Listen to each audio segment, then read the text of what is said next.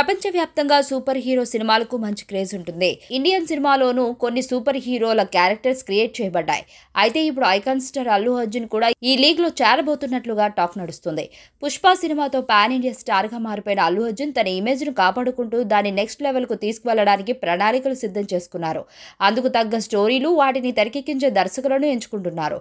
ఇప్పటికే కోలీవుడ్ డైరెక్టర్ అట్లీ కుమార్ తో ఓ భారీ చిత్రాన్ని ప్రకటించారు. ఇంటర్నేషనల్ స్టాండర్డ్స్ లో విజువల్ వండర్ గా తెరకెక్కించనున్నారు. అయితే దీని తర్వాత బన్నీ చేయబోయే సినిమాపై అనేక రూమర్స్ వినిపిస్తున్నాయి.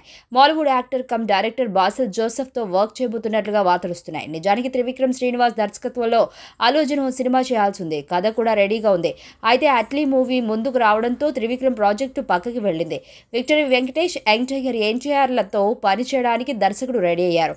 దీంతో బన్నీ లైనప్ లోకి బాసిల్ జోసెఫ్ సినిమా వచ్చి చేరిందని అంటున్నారు. ఇదొక సూపర్ హీరో కథ అని, శక్తిమాన్ పాత్రలో అల్లు అర్జున్ కనిపిస్తారని టాక్ వినిపిస్తుంది. 90s కిడ్స్ కి శక్తిమాన్ గురించి పరిచయాలు అవసరం లేదు. భారతీయ ప్రేక్షకులకు పరిచయమైన ఫస్ట్ సూపర్ హీరో ఆయనే. ముఖేష్ ఖన్నా ప్రధాన పాత్రలో రూపొందిన సీరియల్ ఇండియన్ స్మాల్ స్క్రీన్ పై సంచలనం సృష్టించింది. హిందీ నుంచి పలు ఇతర భాషల్లో కూడా డబ్ చేయబడింది.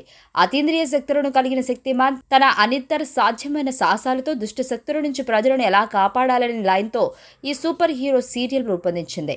ఇప్పుడు ఇలాంటి పాయింట్తో రాసుకున్న కథతోనే అల్లు అర్జున్ బాసిల్ సినిమా చేస్తారని అంటున్నారు. బాసిల్ జోసెఫ్ ఇప్పటికే మిన్నల్ మురళి లాంటి సూపర్ మ్యాన్ సినిమా చేశారు. కోవిడ్ టైంలో డైరెక్ట్ ఓటీటీలో రిలీజ్ అయిన ఈ చిత్రానికి విశేష ఆదరణ దక్కింది.